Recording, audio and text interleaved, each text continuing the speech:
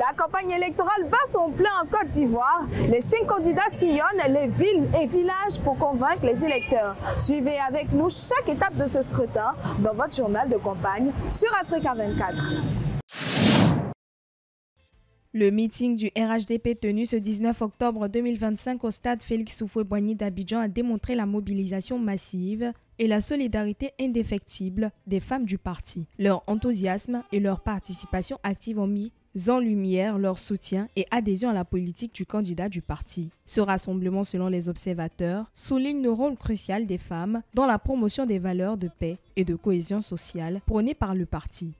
Ces femmes debout, fières et reconnaissantes, vous disent d'une seule voix, Monsieur le Président Alassane Ouattara, nous serons toujours à vos côtés pour l'édification, la continuité, la paix, la stabilité et la prospérité de notre grande nation. Le président Alassane Ouattara a souligné l'engagement du RHDP envers les femmes, citant 28 milliards de francs CFA du programme, 10 CFA pour l'entrepreneuriat et la création du FAFSI, facilitant l'accès au financement à plus de 200 000 femmes. Ces mesures visent à renforcer la participation des femmes et leur rôle clé dans l'économie.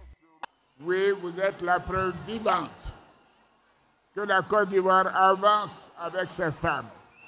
Et je peux vous dire que ça va continuer, ça va continuer. Ce meeting qui paraît comme une démonstration de force pacifique et joyeuse témoigne de la reconnaissance des femmes du RHDP pour les avancées significatives obtenues sous le leadership du président sortant. Pour les femmes du RHDP, voter le président sortant Alassane Ouattara, c'est voter la paix, la stabilité, la continuité du progrès. Sujette à une surveillance renforcée par le groupe d'action financière depuis octobre 2024, la Côte d'Ivoire poursuit ses efforts dans le cadre de la lutte contre la corruption, un axe fort de sa politique de développement. Dans la filière café-cacao, des détournements de fonds ont été estimés à plus de 500 milliards de francs CFA en 2023, relançant ainsi le débat sur l'efficacité des politiques anti-corruption, un défi majeur pour le pays. La corruption coûte à la Côte d'Ivoire 1400 milliards par an. 1400 milliards, c'est 28 universités au moins par an, à raison de 50 milliards par université. C'est au moins 40 fûts par an qu'on brûle dans la corruption. C'est 58 usines de transformation d'anacade. C'est au moins 28 usines de transformation de cacao par an. Selon l'indice de perception de la corruption 2025 de Transparency International, la Côte d'Ivoire récolte un record de 45 sur 100, soit une progression de 5 points par rapport à 2023. Classé 69e sur 180 pays, classement qui met en lumière les efforts du pays dans le cadre de la lutte contre la corruption. Il faut élargir l'assiette aux assujettis. Il faut élargir d'une part et d'autre part, il faut rendre public la déclaration de patrimoine d'une certaine catégorie et de l'assiette actuelle et des personnes actuellement concernées. Pour rappel, depuis 2012, plusieurs institutions et organes en charge de lutte contre la corruption, les crimes économiques et financiers, ainsi que des initiatives visant à améliorer la transparence dans la gestion des finances publiques ont été mis en place par le pays à travers un plan d'action de 14 mesures. L'objectif, restaurer la confiance et améliorer une croissance durable fondée sur l'intégrité. Malgré le développement du secteur minier ivoirien, les régions productrices peinent à bénéficier de l'exploitation de leurs ressources. En 2024, le pays a extrait plus de 50 tonnes d'or, générant près de 1200 milliards de francs CFA de recettes. Sur le terrain, beaucoup estiment que la manne profite davantage à l'État et aux grandes entreprises qu'aux communautés locales. Il y a du manganèse à Touba. C'est une région, mais j'avoue que les populations n'ont pas profité. En termes d'infrastructures, en termes de développement socio-économique. Les autorités misent pourtant sur le secteur pour dynamiser l'économie régionale. Avec plus de 130 permis d'exploitation et de recherche délivrés à ce jour, le gouvernement espère faire des mines un levier de développement. Mais la répartition inégale des revenus, l'absence de mécanismes de suivi efficaces et une gouvernance encore perfectible freinent l'impact réel sur le terrain.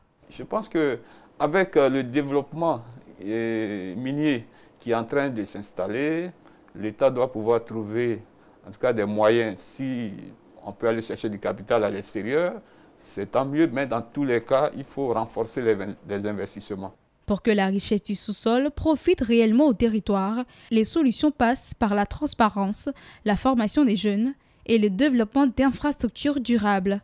Tant que ces conditions ne seront pas réunies, la Côte d'Ivoire continuera de voir son or et son nickel briller sans éclairer ces régions. Point stratégique du sud-est ivoirien, Aboisso, chef-lieu du Sud Comoé, s'impose comme un maillon essentiel du développement régional. Reliée à Abidjan et au Ghana par des axes routiers majeurs, la ville concentre une population estimée à 780 000 habitants en 2024. Son économie repose sur l'agriculture, le cacao, le café, l'EVA, le palmier à huile, le manioc, appuyé par la montée en puissance de zones industrielles et de projets d'aménagement foncier. Le manioc, c'est vraiment une denrée alimentaire qui est nécessaire, c'est indispensable. Par exemple, si je prends le cas d'un seul hectare, un hectare, lorsque c'est bien entretenu, vous n'avez pas moins de 20 tonnes par hectare. 20 tonnes, je dis bien 20 tonnes. Et lorsque vous vendez la bâchée, parfois, ça varie entre 250 à 350 000. Donc, si vous avez au moins 5 bâchées comme ça, dans l'année, bon, vous voyez que c'est vraiment rentable. Sur le plan culturel, l'identité Agny-108 demeure un pilier fort. Le festival Sud-Comoé Agnancier, organisé en février 2025, a célébré la richesse des traditions locales à travers danse, parade royale et artisanat. Une manière de valoriser la tradition, parce que nous sommes en train de perdre nos valeurs. Nous sommes en train de perdre nos valeurs. Une manière de réveiller un peu. Là, on a eu des concours d'Awalé, de Ludo, de Damier. La région mise sur l'agrotourisme, un secteur en expansion qui valorise plantations, forêts lagunaires et circuits de découverte. L'attractivité économique du territoire se confirme. Le forum Invest in Sud Comoé, tenu à Aboisso du 27 au 29 septembre 2024, a enregistré plus de 167 milliards de francs CFA d'intention d'investissement. En parallèle, la réhabilitation de la route Aboisso à Yamé à Crécy, lancée en juillet 2025, devrait améliorer la mobilité et renforcer le commerce frontalier. Merci pour votre fidélité. Retrouvez toutes nos analyses et reportages sur les antennes d'Africa 24, l'application MyAfrica 24 et nos réseaux sociaux officiels.